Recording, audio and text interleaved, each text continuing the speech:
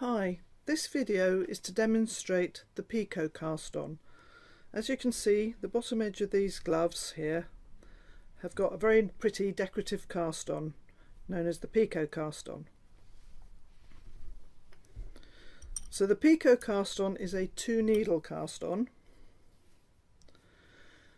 We're going to start with a slip knot, and the way I make a slip knot is to put the tail end over my left palm, make a loop, and then reach through the loop to pull the working yarn through to make the slip knot. I'm now going to put the slip knot onto my left needle, and I'm working in the English style, so I hold my yarn in my right hand.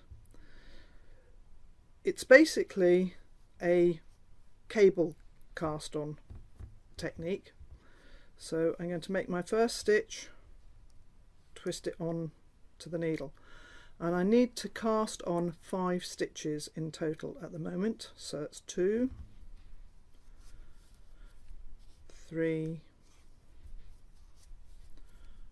4, 5.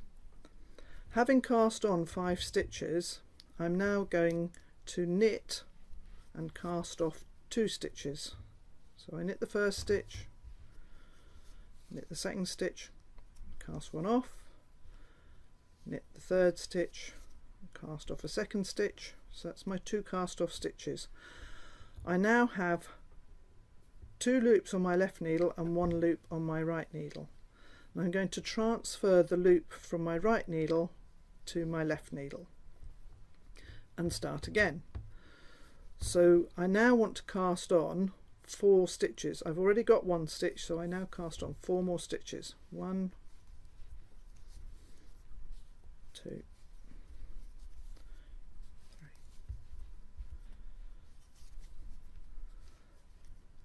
So I've got 5 stitches in total again, and again I'm going to knit and cast off 2.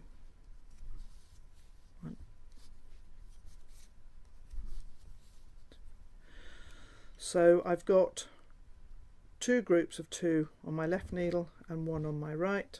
Transfer the stitch back to the left needle and repeat.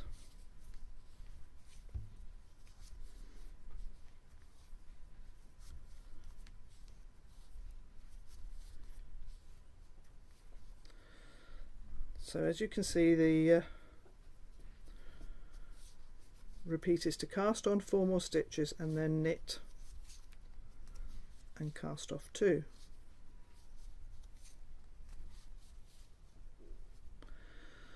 Again, move the stitch back to the left needle, cast on 4,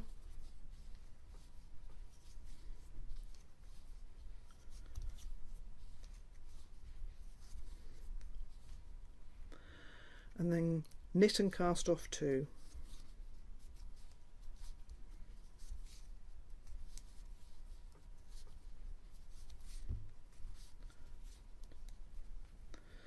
So I've now got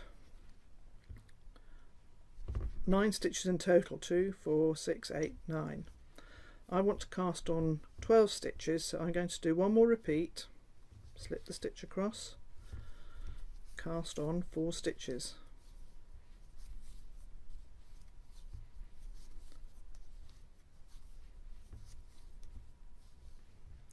And then knit and cast off 2.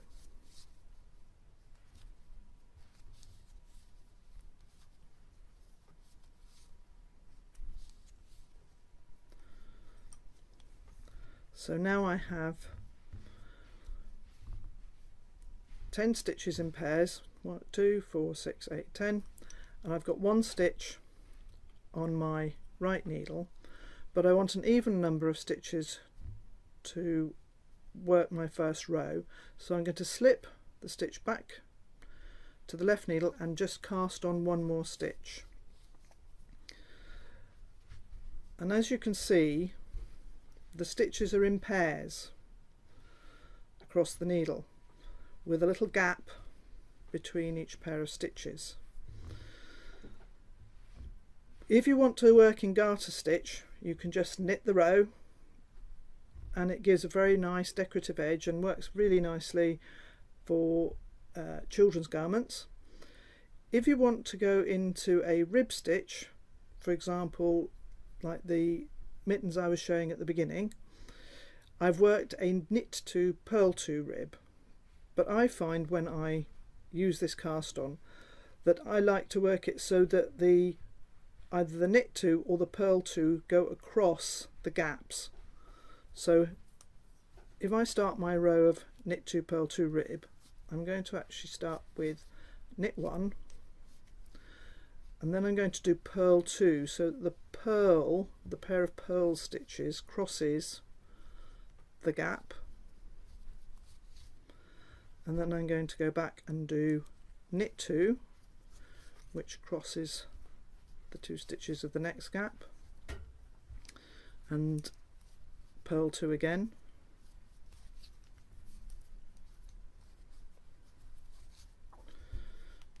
knit 2,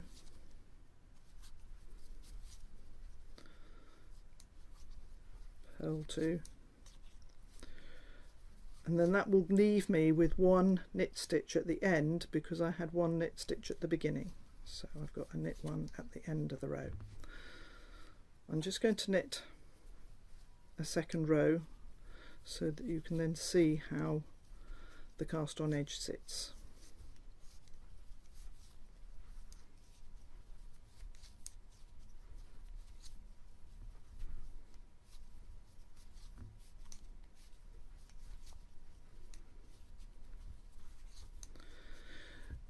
The Picot Cast-on does give quite a flexible cast on edge. It does tend to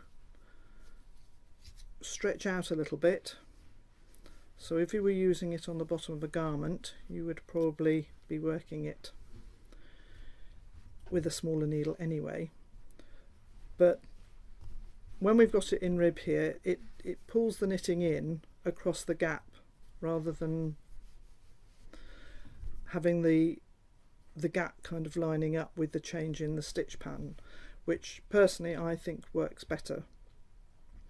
If I just bring the mittens down again, you can see here it makes a very pretty decorative edge, but it's got a lot of stretch, so it's ideal for a cast on where you need the edge to be able to stretch.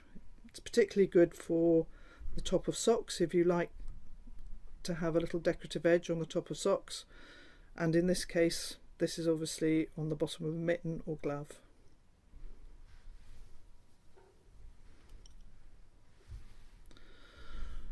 So that's the Picot Cast-on.